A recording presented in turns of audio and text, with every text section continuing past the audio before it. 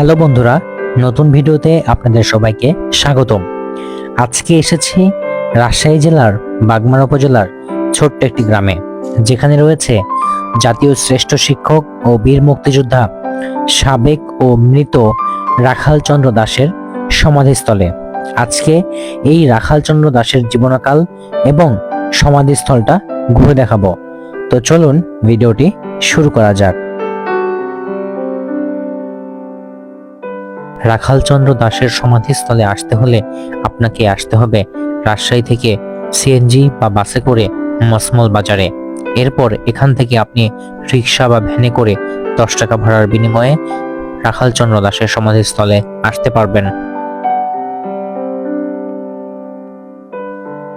রাখাল চন্দ্র দাস ছিলেন একজন সম্মানিত জাতীয় শ্রেষ্ঠ শিক্ষক এবং বীর মুক্তিযোদ্ধা, যিনি মোহনপুর উপজেলার গুর্জবাদনের হৃদয়ে আজও অম্লান স্মৃতির প্রতীক।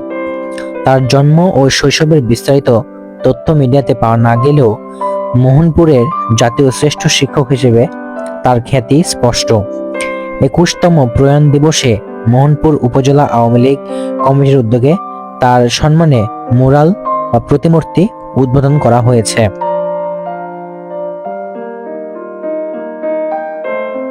রাখাল চন্দ্র দাস মুক্তিযুদ্ধে অংশগ্রহণ করে দেশকে স্বাধীন করতে নিয়েও অবদান রেখেছিলেন। এই সাহস ও ত্যাগের জন্য লোকালয়ে সম্মানসূচক মর্যাদাও পেয়েছিলেন। তার মুরাল বা প্রতিমূর্তি তার শিক্ষাব্রত ও মুক্তিযুদ্ধবীর ভূমিকাকে স্মরণ করে অবস্থিত। এই মুরাল বা প্রতিমূর্তি উদ্বোধনী অনুষ্ঠানে ছিল উপজেলা পরিষদের চেয়ারম্যান, আওয়ামী লীগের সাধারণ সম্পাদক, মুক্তিযোদ্ধা, শিক্ষক ও শিক্ষার্থীবৃন্দ সহ সকল শ্রেণীর মানুষ।